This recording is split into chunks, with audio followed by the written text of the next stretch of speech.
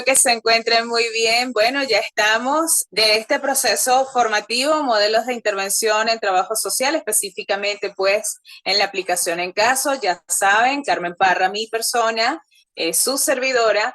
Y bueno, nada, para dar continuidad con esto, pues vamos a iniciar con la presentación, ¿les parece? Ustedes saben la dinámica, pausar la cámara y empezar a compartir pantalla, ¿está bien? Bueno, como les estaba diciendo, pues acá tenemos la presentación pautada para hoy, para este encuentro.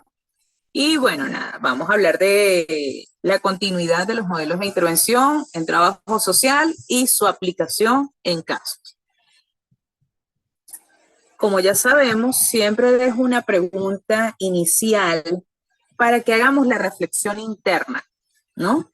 Y la pregunta es la siguiente: ¿puede nuestro punto de vista personal interferir en la aplicación de un modelo?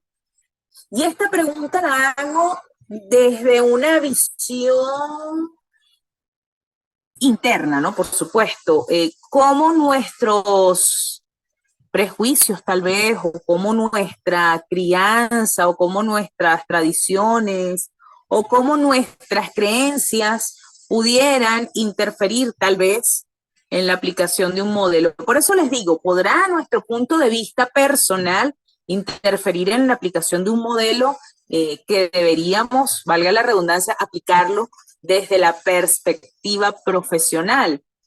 Ahí está la dinámica, la reflexión que quiero que veamos, ¿no? Y en este sentido, pues, hoy vamos a hablar de unos modelos de intervención bastante interesantes. Los tres primeros que voy a plantear en este encuentro, en esta sesión, se corresponden con los modelos críticos radicales. Y ustedes dirán, bueno, pero ¿cómo así? Bueno, estos modelos son aquellos que proponen un cambio social, proponen la integración o la incorporación de la participación comunitaria, la participación colectiva, como parte fundamental en el ejercicio profesional y, por supuesto, transformaciones, digamos, lucha contra la opresión. Estos modelos se basan en enfoques estructuralistas, en enfoques marxistas de la acción social. Por supuesto, plantean la potenciación, la defensa y la internalización consensual o concientización como ejes articuladores o estos propósitos a alcanzar en nuestro ejercicio profesional. Digamos, estas propuestas o estos modelos no son propios del trabajo social, pero claro, tienen o vienen de educación popular o de sociología, pero sí han sido adoptados y adaptados por el trabajo social. Y en este sentido, pues les quería traer el modelo marxista del trabajo social. Como vemos en la lámina, este modelo, digamos, tiene una, una consideración en el abordaje al individuo desde su proceso socializador. Cómo, cómo los modos de reproducción o de producción inciden en el ser humano, en el individuo, en la persona que estamos abordando. Consideramos, por supuesto, sus experiencias socioeconómicas, la relación con el aspecto laboral, la relación en el ámbito sociofamiliar y, por supuesto, a nivel de clases sociales. Entonces, como vemos en la lámina, pues este modelo trae una tradición crítica, revolucionaria, marxista, eh, viene de la teoría marxista y además de eso pretende una transformación de las mejoras o de las condiciones socioeconómicas de la persona que estamos atendiendo. Entonces, claro, decimos, bueno, esto es algo muy radical, bueno, habría que ver, habría que revisar, pero fíjense que hay desde acá, y lo vemos mucho, ¿no? En nuestro ejercicio profesional, el análisis de las desigualdades sociales. Hay personas que, bueno, mira, nosotros los identificamos de repente como los sectores menos favorecidos. Ajá. Bueno, porque hay entonces una desigualdad. Y si estamos hablando en las sesiones anteriores, quiero decir, si estamos hablando del enfoque de igualdad, del enfoque de derechos humanos, del enfoque del derecho a la dignidad, pues este modelo marxista se centra muchísimo, muchísimo en ese análisis de las desigualdades sociales que existen actualmente en la sociedad.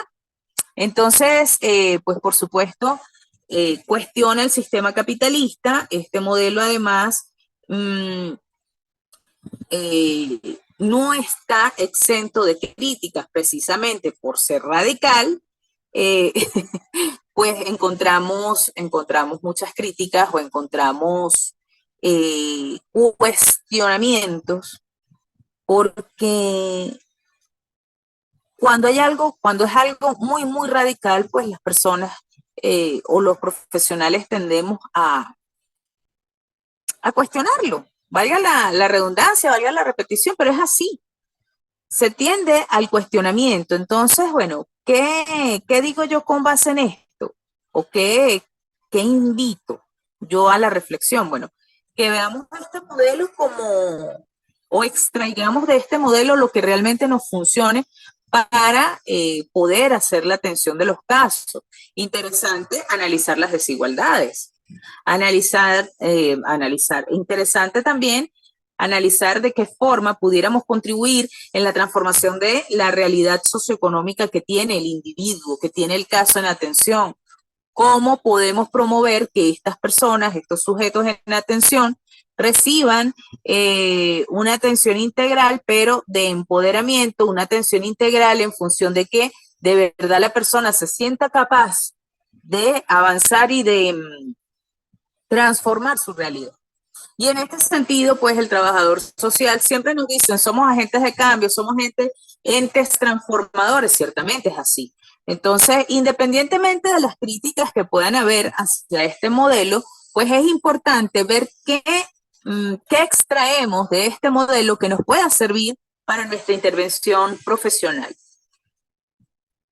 Ahora bien, vámonos con otro modelo radical y este es el trabajo social feminista. Aquí, en este modelo, hay unas características bien interesantes en los que nosotros como trabajadores sociales pudiéramos centrar la intervención y el apoyo profesional. Y de acuerdo con los autores Cook y Kirk, son estos que tienen aquí en la lámina. En primer lugar, tenemos que sostienen el derecho de las mujeres a liberarse de la opresión. ¿Sí? Es decir, en el trabajo social feminista se ve la libertad en la mujer como un derecho, y eso siempre lo tenemos que entender así. Pero el modelo radical de trabajo social feminista pues hace mucho énfasis en la necesidad de la libertad o de la liberación de la mujer. ¿Por qué? Porque bueno, para nadie es un secreto que vemos muchos casos, y ustedes lo saben, ustedes lo viven en su día a día, vemos muchos casos en atención donde hay opresión, donde hay cierta, yo no sé si llamarlo esclavitud, pero sí mucha opresión, eh, digamos, desde el patriarcado. Eh, no quiero sonar feminista porque mi objetivo en este momento es presentar los diferentes modelos que hay, pero digamos que tradicionalmente sí se ha visto muy afectada la población femenina porque sí ha habido mucha opresión, sí ha habido, bueno, en nuestros países cuántas veces no vemos feminicidios, eh, por parte del esposo celoso, por parte de el esposo que tuvo una crisis de ira y no la pudo controlar o no la quiso controlar y bueno, se vio afectada la mujer. ¿Cuántas veces vemos mujeres que perdonan infidelidad? Eso es una especie de maltrato y eso es una especie de opresión, pero tal vez la mujer no ve eso como una opresión, sino que lo ve como algo natural, como algo normal, porque lamentablemente la opresión en algunas mujeres se ha naturalizado, ¿sí? Venimos con culturas donde se nos dice, mira, no, el hombre es el que manda en la casa. De hecho, el esposo se va a hacer alguna diligencia o se va de viaje y le dicen al niño que se queda, al hijo que se queda, usted es el hombre de la casa, usted tiene que cuidar a su mamá, usted tiene que cuidar a sus hermanitas, le delega además una serie de responsabilidades, pero que también están orientadas como hacia el dominio, ¿no? Como que vigílame a tu mamá, vigílame a tu hermana, pendiente, cuando yo llegue, tú me dices todo lo que ha pasado. O sea, es un tema donde ciertamente este modelo radical, eh, pues yo lo veo como bastante interesante, eh, porque nos permite a nosotros identificar cómo pudiera haberse naturalizado la opresión en alguna de nuestras mujeres, de nuestros casos en atención. Y por supuesto, este modelo, de acuerdo con la segunda característica que plantean los autores, pues deja a las mujeres hablar por sí mismas y con sus propias voces. ¿Cuántas veces nos llegan a nuestras oficinas, a nuestros consultorios, mujeres que tienen temor de hablar, eh, o simplemente, bueno, están acostumbradas a que hable otra persona y no hablen ellas? Muchas veces nos pasa, ¿no? Que hable él, que él es el que sabe, que hable él, que es el que maneja las cuentas, que hable él, que es el que tiene, el que trabaja, porque él a mí no me deja trabajar. Conocí una persona, bueno, conozco muchas personas que me dicen, no, yo perdón, dejar el trabajo que tenía. De repente una mujer con un trabajo exitoso, pero dejó de tenerlo porque simplemente se dedicó a sus hijos. Y el papá, el señor, el esposo, se dedicó a trabajar, independientemente que los fines de semana de repente se vaya de fiesta, independientemente de que eh, haya una infidelidad, independientemente de eso, ¿no? Entonces, cónchale, sí es importante que nosotros veamos cómo es necesario que la mujer se exprese con su propia voz, desde su propio sentir. Otra característica interesante es eso, escuchar a las mujeres, lo que tienen realmente que decir, no lo que se espera que digan, sino lo que realmente quieren decir. ¿Qué quieres decir tú en la entrevista? Que no se sientan presionadas. Para ello sí debemos condicionar y eso aplica para todos los modelos de intervención. Aquí no vamos a estar diciendo que en unos sí, en otros no. Tenemos que generar un espacio de confianza donde la persona pueda de verdad expresarse. Entonces muchas veces hay mujeres que se cohíben de expresar lo que quieren decir porque de repente el esposo está fuera del consultorio esperando a que salga, ¿no? Entonces el esposo puede estar escuchando todo lo que la mujer diga en la entrevista. Entonces la mujer, sabiendo esto, pues prefiere callarse y no decirte nada. Entonces, por eso les digo, hay que ver qué cosas nos sirven de cada modelo, porque de verdad hay mujeres que se cohíben de hablar, sobre todo cuando tienen mucho miedo. Otra característica es generar estilos de vida aquí y ahora. ¿Qué se quiere hacer? ¿Qué quieres hacer? Para esto te puedo presentar estas alternativas o tienes estas opciones o tienes estas oportunidades en este momento, ¿sí? Y por supuesto, otra de las características es que busca integrar la teoría con la práctica, es decir, si estamos hablando de un enfoque feminista, pues vamos a ponerlo en práctica aplicando todo lo que eso implica. ¿Qué quiero decir con ello? Que bueno, que no vamos a revictimizar a la mujer, que no vamos a naturalizar procesos de opresión, que no vamos a naturalizar el machismo, que no vamos a naturalizar ese tipo de acciones que afectan la vida de la mujer. ¿Sí? Por ejemplo, llega una mujer que el esposo le fue infiel a tu consulta, manifiesta, bueno, sentirse deprimida, que requiere una atención psicosocial, y entonces tú, en vez de atenderla con coherencia entre lo teórico y lo práctico, le digas, ah, no, pero eso es normal, los hombres siempre son infieles. Primero, estás asegurando algo que no es cierto, no todos los hombres son infieles. Y segundo, estás asegurando que es normal que el hombre sea infiel a la mujer. Entonces allí estás revictimizando y estás afirmando algo que no es cierto. Entonces ahí no estás teniendo ni coherencia entre lo teórico y lo práctico, ni ética profesional. Si nos vamos a la característica F, donde vemos soluciones colectivas, este modelo pretende o busca soluciones colectivas que respeten la individualidad y la originalidad de cada mujer. Y yo les pregunto a las mujeres que están hoy acá en esta sesión, ¿cuáles son sus objetivos como mujeres? ¿Cuáles son sus metas? ¿Qué quieren alcanzar en la vida ustedes? Y lo mismo se lo pregunto, por supuesto, a los casos en intervención, ¿no? ¿Qué queremos nosotros alcanzar? Ay, no, vuelvo al ejemplo de la que mencionaba en una de las sesiones anteriores, ¿no? Ay, no, es que yo quiero el bienestar de mis hijos, quiero que mi esposo esté contento. Ajá, ¿y tú? ¿Tú estás contenta contigo? ¿Hay coherencia? ¿Hay originalidad en ti? ¿O tú eres la esposa ideal o la mujer, la madre ideal, pero te olvidas de ti? Entonces, por eso, este modelo, insisto, pese a que es radical y que de repente también puede ser muy cuestionado, es importante considerar estas características para abordar a los casos, ¿no? Otra característica es apreciar las contribuciones de las mujeres y utilizar las experiencias individuales para dar sentido de su realidad social.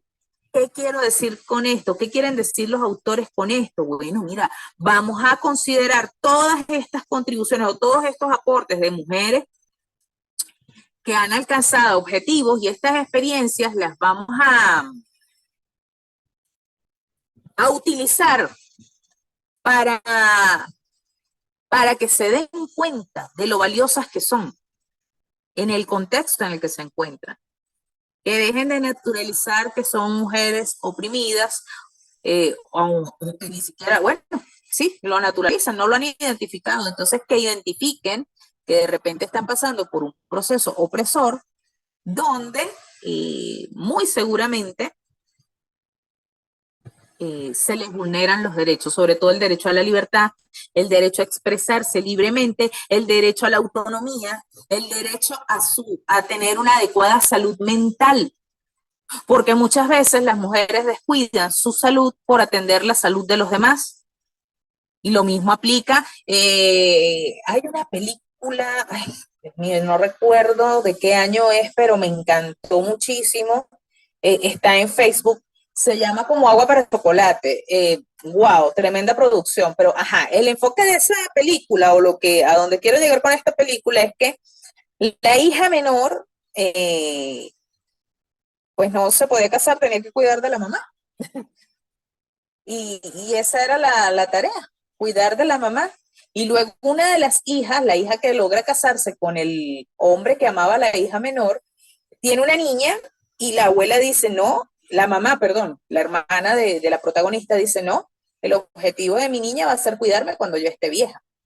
Y allí también hay opresión. Hay opresión de hombres hacia mujeres, pero también hay opresión de mujeres a mujeres. ¿Por qué? Por un tema de tradiciones, por un tema de costumbres, por un tema de roles que se han construido socialmente, donde se establece que debe haber ese tipo de opresiones, pero quienes lo ejercen no, y quienes lo viven muchas veces no lo ven como opresión, sino que lo ven como algo totalmente normal. Entonces allí se está respetando la individualidad y la originalidad de cada mujer. Vamos con el modelo o el enfoque problematizador de Paulo Freire. Por eso les decía que estos tres modelos vienen desde la sociología y vienen desde la educación.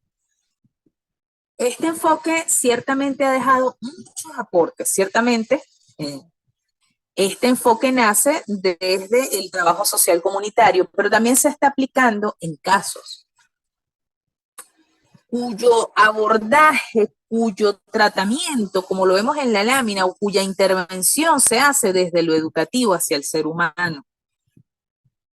Y en este sentido, Paulo Freire plantea que se puede hacer el abordaje y tratamiento desde este aspecto, considerando que analizar de manera crítica el contexto. ¿Qué hay?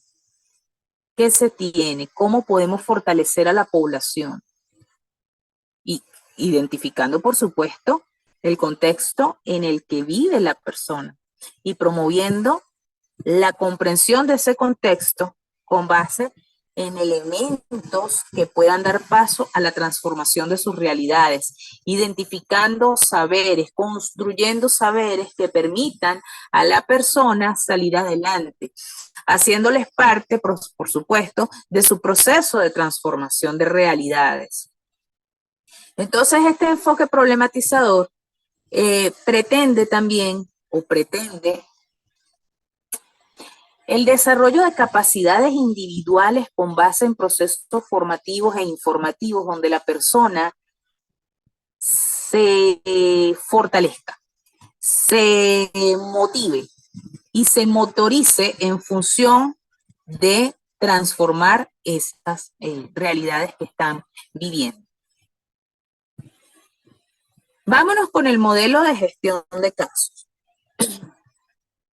Este modelo se basa en la atención integral de los casos o de los usuarios, bien sea en acompañamientos, orientaciones, referencias, procurándoles los servicios que sean requeridos en el momento pertinente. Para ello debemos tener, importantísimo, una red de articulaciones estratégicas para dar la respuesta necesaria. ¿Por qué yo digo esto? Porque cuando estamos atendiendo un caso y de repente le hacemos una referencia para algún lugar y van a ese lugar y de repente entonces en ese lugar ya el servicio que ofrecían ya no está funcionando, sino que funciona en otro espacio.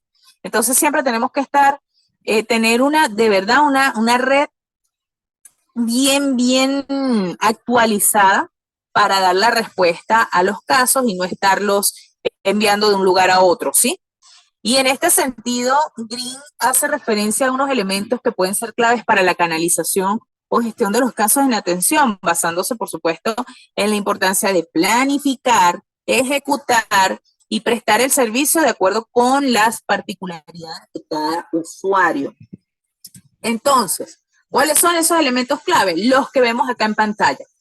El primero, la planificación y la planificación y la puesta en marcha de los servicios. Deben tener en cuenta que los clientes son únicos y que cada uno posee debilidades o aspectos a mejorar y capacidades diferentes. Eso siempre lo hemos estado discutiendo, pero lo mismo aplica en este caso, en este modelo de intervención, ¿no? También es importante considerar que la prestación de los servicios y de apoyo al usuario debe ser cambiante en el tiempo, en el tipo e intensidad. ¿Por qué? Porque es necesario ajustarse a los cambios que se producen en la configuración de las necesidades y de las potencialidades de los usuarios. Si la necesidad está cambiando, bueno, yo debo ajustar mi servicio, mi tratamiento a la realidad actual del caso. Por ende, el diagnóstico tiene que estar en una constante actualización. Otra característica importante es que el nivel de apoyo que se presta a los usuarios se debe ajustar al grado de déficit que tenga ese usuario. Los clientes deben ser motivados para que puedan funcionar de manera independiente, ¿sí? Pero identificando, por supuesto, como les digo, la necesidad que ellos tienen. Y en función de esa necesidad vamos a ir trabajando en un proceso de motivación. Otra característica es que es una intervención basada en una relación entre cliente o usuario y trabajador social, facilitadora y verdadera, genuina, real, alcanzable. Otra característica es que se dirige a asegurar un continuum en la atención de los clientes o de los usuarios con problemas o con incapacidades múltiples y complejas. Siempre estar en su constante atención. Otra característica es que pretende intervenir clínicamente para mejorar el acompañamiento ante problemas emocionales, de enfermedad o pérdida de funciones.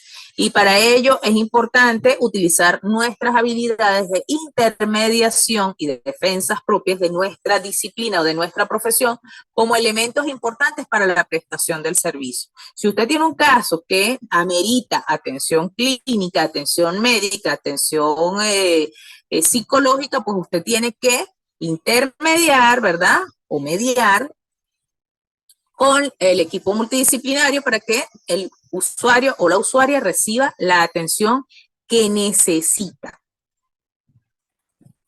Otra característica es que se dirige a promover o proveer, perdón, servicios configurando un entorno menos restrictivo, un entorno que permita lograr ciertas atenciones.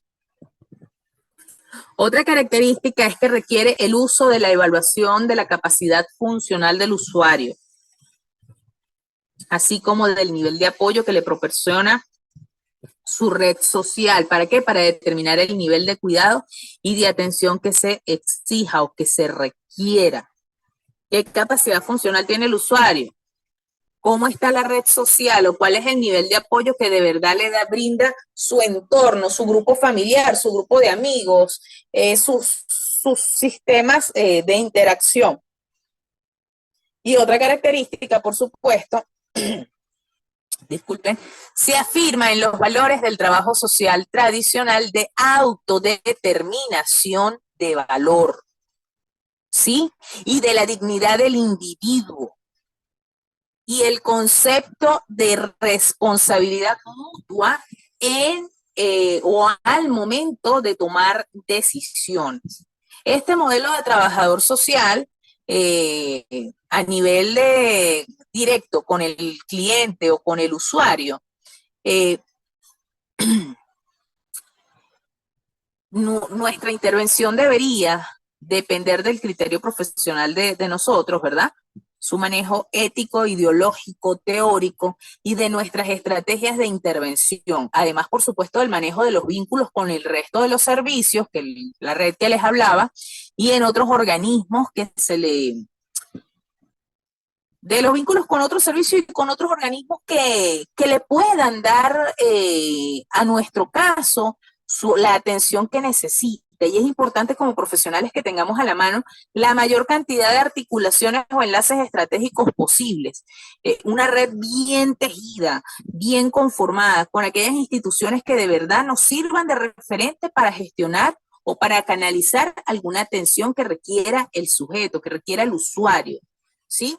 Y a nivel de organización y gestión de nosotros como trabajadores sociales, la gestión de casos a nivel organizacional lo que pretende es enfocarse en la calidad del servicio. Para ello nosotros tenemos que estar evaluando constantemente cómo es nuestro ejercicio profesional, correspondiéndose, por supuesto, con los objetivos de la institución, pero correspondiéndose también con la necesidad que tenga el caso. Y en este sentido, pues tenemos que evaluar cómo es el servicio que estamos prestando, ¿sí? No sé si han visto los indicadores de calidad, cómo nosotros brindamos una atención de calidad al sujeto en atención. Cuando una persona acude a nuestro servicio, esa persona nos está confiando su vida.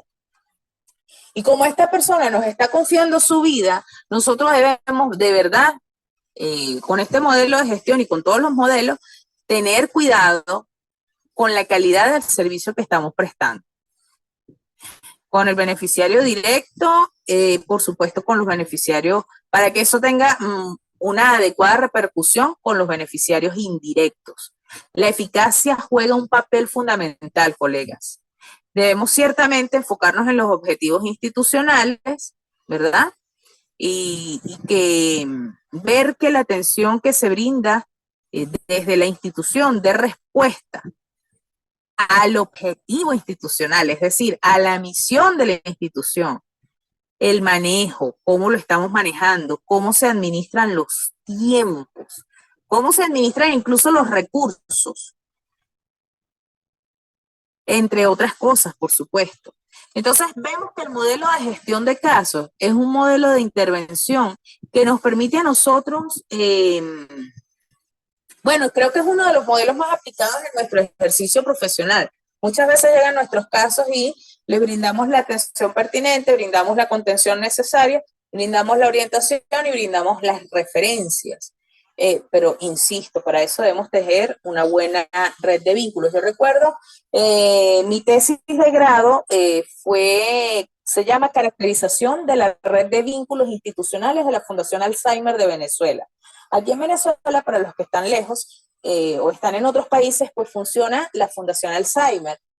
Y esta fundación, cuando nosotros hicimos el abordaje, porque fue un equipo de 3 tesistas, o sea, fuimos nosotros 3 que conformamos un equipo para hacer nuestra tesis de grado, hicimos la investigación y pudimos identificar, y eso me sirvió para el resto de mi ejercicio profesional, ¿no? Esta fundación creó una red tan sólida que nosotros empezamos, por supuesto, ellos la tenían, pero nosotros como que le dimos orden a esa red que ya ellos tienen conformada, ¿no? Entonces tenían las organizaciones con tipo genograma, no sé si me explico. Logramos nosotros señalar en la red que hicimos las articulaciones con las que más se apoyan, ¿sí?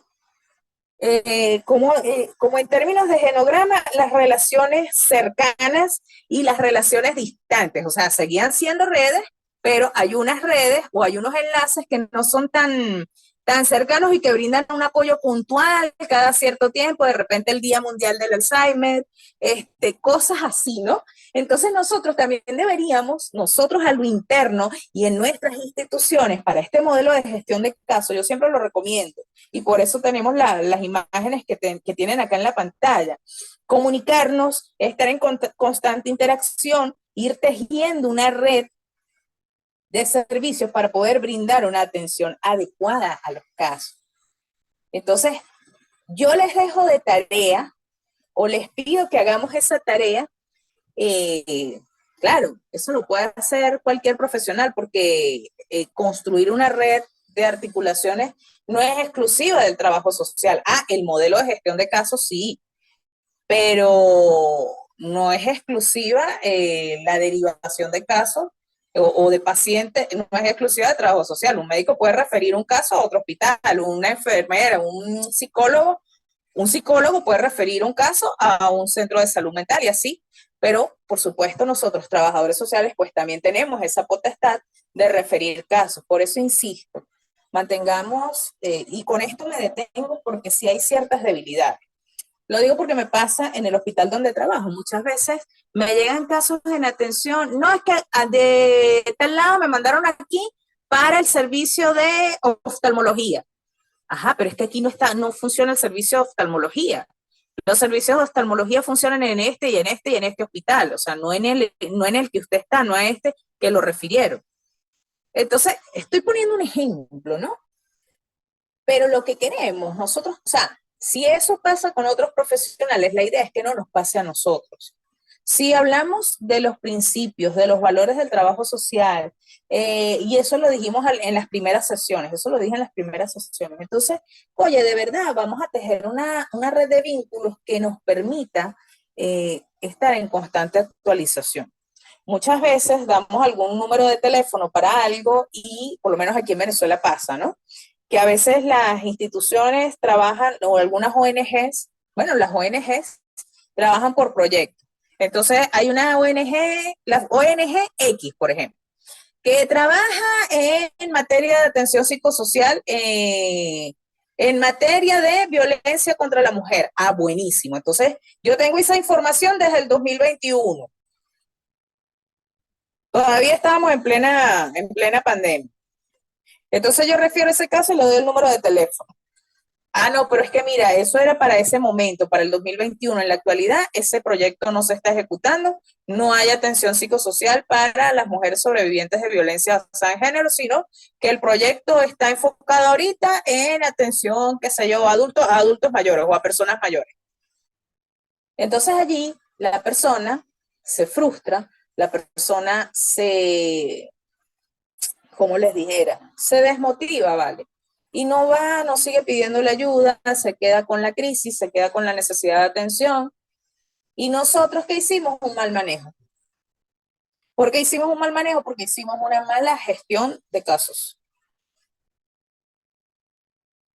Y muchas veces pensamos, no, mira, yo puedo referir a esta mujer a este caso, a esta institución donde brindan atención psicosocial. Ajá, pero de repente esa atención psicosocial, y esta mujer que estoy atendiendo, esta dama, resulta que es una persona también con autismo, por ejemplo, con Asperger. Ajá, pero esta institución a la que la estás refiriendo está preparada para atender a esta población. O es una mujer con discapacidad visual. No, es una mujer sorda. Ajá, y si en esta institución a la que tú la estás refiriendo, nadie, no tienen un intérprete de señas. Por eso reitero la primera característica que está en la lámina, ¿no? Los clientes son únicos. Y si tenemos una articulación y si tenemos una buena red de vínculos, de vínculos interinstitucionales, quiero decir, nosotros debemos ver la particularidad de cada caso, ver cómo esos servicios que prestamos se adecúan o se ajustan a lo que vaya viviendo el caso. Por eso digo, este modelo, y me detengo un poco o profundizo un poco en este modelo porque es uno de los más utilizados, pero no porque sea uno de los más utilizados significa que lo estemos aplicando de la mejor manera. Por eso insisto en que tengamos muchísimo, pero muchísimo cuidado con este modelo de intervención. ¿Vale? Vamos a avanzar con el modelo sistémico. Para hablar del modelo sistémico, vamos a hablar del sistema. ¿Qué es un sistema? Un conjunto de unidades que se relacionan de manera recíproca. A su vez, por supuesto, y de acuerdo con la teoría general de sistemas, el sistema, valga la redundancia, se conforma por subsistemas y a la vez hay microsistemas que están contenidos allí. Entonces, el sistema es un conjunto de interacciones entre diversos sistemas, subsistemas, microsistemas. Y en el modelo de intervención sistémico es importante considerar que el humano, el ser humano, está contenido en esta serie de subsistemas que forman parte de un sistema general. Y toda esta interacción debe tomarse en cuenta al momento del abordaje. Es importante, es necesario, colegas, identificar cómo es ese proceso de interacción entre los diversos subsistemas. Me explico mejor. ¿Cómo es la relación entre el usuario con su grupo familiar, pero también el usuario con la iglesia a la que asiste o el usuario con el grupo deportivo al cual pertenece, el grupo cultural, etcétera? Y a su vez, ¿cómo es la interacción de la familia con los demás espacios? La familia acompaña al usuario a la iglesia, por ejemplo. La familia acompaña al usuario a las actividades deportivas. La familia acompaña al usuario a las actividades culturales o forman parte de ese subsistema también. Es importante en este modelo sistémico, y por eso lo dejo de último, es muy importante ver cómo funciona esta interacción o esta interrelación con los demás escenarios en los que hace vida el usuario. Tenemos que ver cuál es la razón de ser entonces de cada subsistema. Por ejemplo, ¿Cuál es la razón de ser para ti? El ir a la iglesia. Ay, no, es que allí encuentro paz espiritual, yo creo mucho en Dios, ta, ta, ta. La persona te empieza a explicar cuál es el objetivo de ir a ese subsistema. Y entonces tú empiezas a hacer tu relación que te permite tener tu diagnóstico para poder intervenir. Y en este modelo, pues, también podemos tener el modelo ecosistémico, que tiene tres premisas, ¿no? Y aquí las vemos en la lámina. La primera, el fundamento. ¿Qué pretende el fundamento? Destacar las relaciones de las personas con otras y, bueno, con su entorno social inmediato. Y así como, por supuesto, destacar las consecuencias que se establecen entre estas interacciones. ¿Cómo se relacionan? ¿Qué favorece o qué no favorece en, en esos procesos socializadores del individuo? ¿Cómo la persona interactúa con personas que pueden ser factores protectores para sí mismas o cómo estas personas pueden ser factores de riesgo? Si estamos brindando una atención, un tratamiento, tenemos que identificar qué le favorece y qué no le favorece al usuario. Para ello, debemos considerar el entorno. Yo recuerdo cuando les hablaba del modelo de intervención familiar que les decía que a veces la familia no aportaba mucho a algunos casos, eran familias que más bien terminaban haciendo daño. Bueno, ese modelo viene del modelo sistémico, viene de la teoría de sistemas, la teoría general de sistemas. Cómo es la interacción entre una persona con su entorno, con el sistema y con los demás sistemas. Aunque suene redundante, quiero que por favor quede la idea, ¿no? Cómo interactuamos con los diversos grupos en los que hacemos vida y qué tan, cuáles serían o qué tan perjudicial sería esa interacción o qué tan favorable sería esa interacción. De eso se trata el fundamento. Destacar las relaciones que hay y qué favorece y qué no favorece.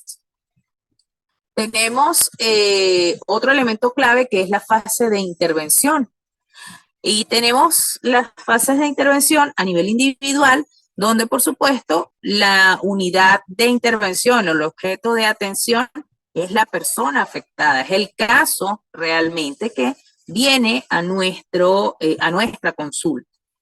Tenemos el micronivel, donde la unidad de intervención es la familia, ¿sí? El entorno social inmediato, el círculo familiar. Y esta con otros grupos de familia, utilizando entonces los tres tipos de intervención: primaria, secundaria y terciaria. Una atención inicial, una atención intermedia y la intervención final. Y tenemos el mesonivel, que aquí la unidad de intervención vienen siendo las redes sociales, es decir, cómo interactúas con los demás subsistemas, lo que les estaba diciendo, con la iglesia, con el grupo cultural, con el grupo deportivo, con grupos de amigos, con el grupo de la universidad o el grupo de trabajo, donde la persona esté interactuando, ¿sí? Entonces, evaluar eso, cómo es ese proceso. Y allí estamos haciendo una intervención. Y tenemos entonces el macro nivel, donde, fíjense qué importante, la unidad de intervención son las políticas y los planes sociales que llegan al individuo o en el que se encuentra el individuo. En nuestro caso, en atención. ¿Qué políticas aplican? Por ejemplo, en el caso de la fundación donde yo estuve trabajando en el área de adicciones, ¿qué políticas había? Había un sistema público nacional de tratamiento de adicciones. Había un marco legal donde se establecía, bueno, tenemos la Constitución Nacional, por supuesto, se parte del derecho a la salud, tenemos la ley de la salud, tenemos la ley orgánica de drogas, donde se establecía cómo iba a ser la intervención a las personas en adicciones, ¿sí? ya no se les llamaba drogadictos, porque aquí en Venezuela a una persona que está en consumo de drogas no se le dice drogadicto, drogadicta, sino que de acuerdo con la ley orgánica de drogas se le dice persona consumidora. ¿Por qué? Porque es una persona que consume, pero se evita con esta nomenclatura las etiquetas, ¿sí?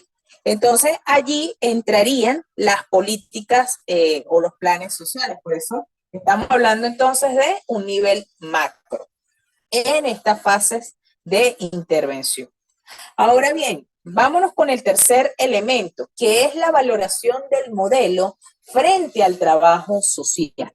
Entendiendo, por supuesto, las problemáticas de las personas como el resultado de sus interacciones. Por ejemplo, procesos de comunicación deficientes entre los diferentes tipos de sistemas. Puede pasar.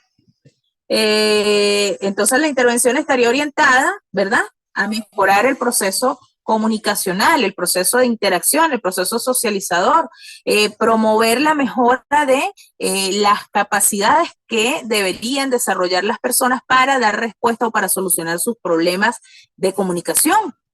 Enlazar entonces a las personas con aquellos sistemas que puedan prestarles también, por supuesto, servicios, recursos, oportunidades, exigir que estos sistemas funcionen de manera eficaz y humana, contribuir necesariamente a la mejora de la política social.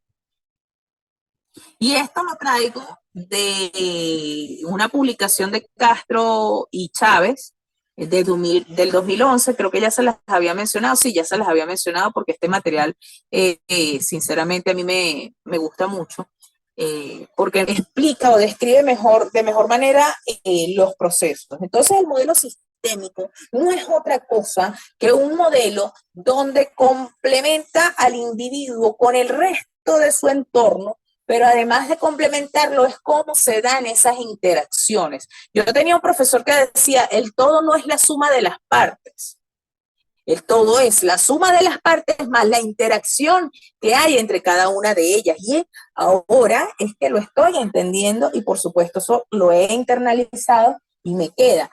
En el modelo sistémico, entonces, el todo no es la suma de las partes, el todo es cómo tú te desenvuelves en todas estas áreas y cómo es la interacción incluso entre los diversos subsistemas en los que se encuentra el caso en atención. Este modelo a mí me parece uno de los más completos, este modelo a mí me parece uno de los que más aplicamos también en nuestra intervención profesional. Actualmente yo he escuchado que se habla mucho del modelo de intervención socioecológico, más que todo en el ámbito comunitario, ¿no? Y yo lo veo, o sea, es totalmente sacado de este modelo, de la teoría de los sistemas y del modelo de intervención sistémico.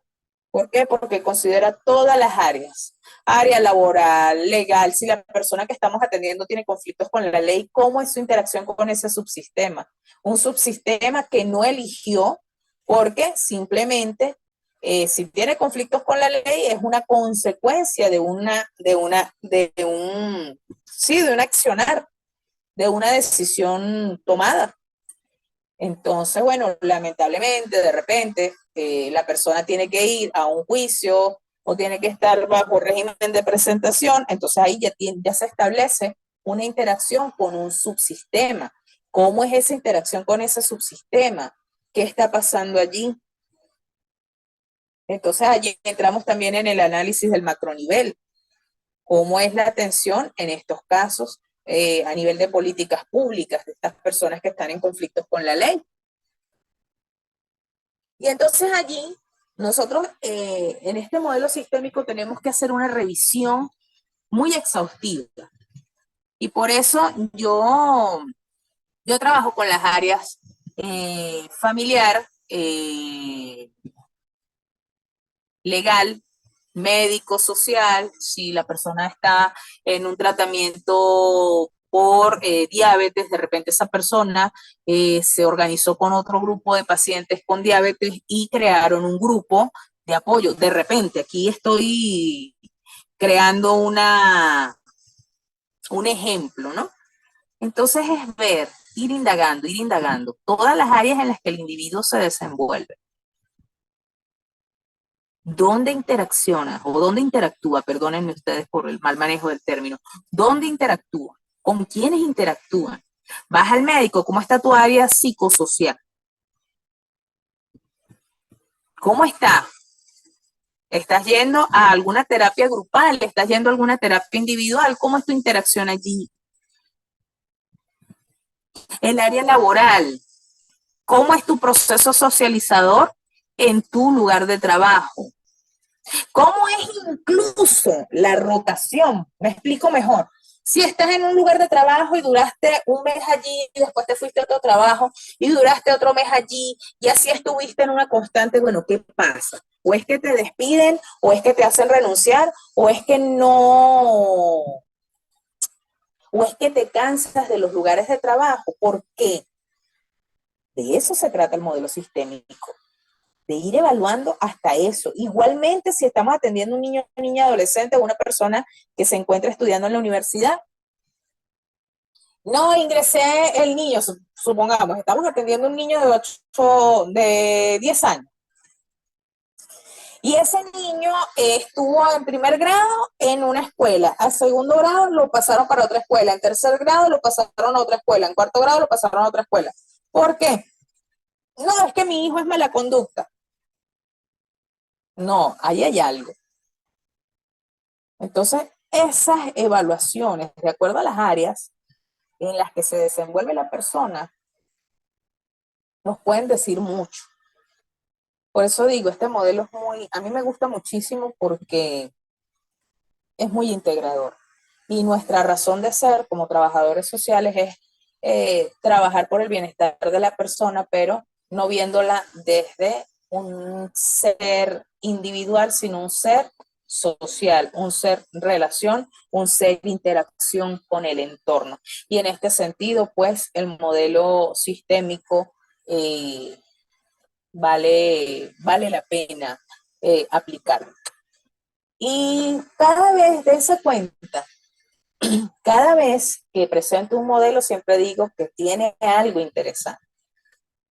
Nosotros no podemos decir, este modelo no se aplica porque ya pasó de moda, o este modelo no sirve, porque los modelos se diseñaron o se conformaron de acuerdo con estudios previos, basados en prácticas, basados en teorías, ¿sí? Entonces nosotros, trabajadores sociales, sí, por supuesto, podemos cuestionar un modelo, pero decir del todo que un modelo no sirve sería bastante injusto de nuestra parte, eh, porque algo bueno nos debe dejar cada modelo. Y por eso les presento esto. Ustedes me dirán, mira, Carmen, pero es que hay otros modelos de intervención. Sí, pero yo estoy trayendo acá a este diplomado los modelos que hasta ahora he conocido y he aplicado para poder hablar con propiedad. Porque si les traigo un modelo, por ejemplo, que yo no haya trabajado, entonces, y ustedes me preguntan algo, yo tal vez no les sepa responder. Y últimamente han ido surgiendo nuevos modelos y la invitación es a que revisemos más modelos de intervención, ¿por qué no? Si tenemos que estar obligados a una constante actualización. Entonces, les invito a que sigamos revisando, que sigamos leyendo. Por hoy cerramos con este proceso de modelos de intervención en trabajo social, aplicación en casos. Las próximas sesiones tienen que ver con modelos de intervención en ámbitos comunitarios, en ámbitos grupales. Pero hasta acá, todos los modelos de intervención que hemos visto tienen su aplicación o su aplicabilidad en casos. Y en este sentido, pues, quiero dejarles con esta frase de nuestra colega Virginia Satir, que no es la situación lo que determina nuestro comportamiento, es nuestra percepción de la situación. ¿Y por qué hago esta reflexión? Por la pregunta inicial. ¿Puede nuestro punto de vista personal interferir en la aplicación de un modelo? No es la situación lo que determina nuestro comportamiento, es nuestra percepción de la situación. Muy probablemente nosotros nos llenamos de juicios o de prejuicios al momento de atender un caso porque no coincide con nuestro punto de vista o no coincide de repente con nuestra ideología política o nuestra ideología cultural, nuestra religión, etcétera. Y nos enfocamos en ese problema y dejamos de ser objetivos y nos dejamos influir con otro modelo, o pues, mejor dicho, escogemos otro modelo que probablemente no le funcione al caso, porque simplemente yo estoy llena de prejuicios o yo estoy lleno de prejuicios. Entonces, la invitación es a que tengamos una percepción de la situación lo más objetiva posible. Hasta, hasta ahora, esto es lo que tenemos con este proceso formativo. Nos estaremos viendo en próximas oportunidades, Dios mediante. Un abrazo desde la distancia, acá desde Venezuela. Con mucho afecto para ustedes, de verdad, muy agradecida por todos los comentarios que han hecho hasta ahora. Las llamadas que me han realizado, los mensajes que me han enviado, de verdad súper, súper agradecida. Es todo un honor para mí conversar con ustedes siempre, crecer como profesionales. Si me quieren cuestionar, se vale, porque nosotros como trabajadores sociales tenemos que desarrollar algo que es el criterio profesional, el pensamiento crítico, y créanme que me encanta cuando ese tipo de cosas suceden porque así crecemos todos como profesionales. Un fuerte abrazo y hasta un próximo encuentro.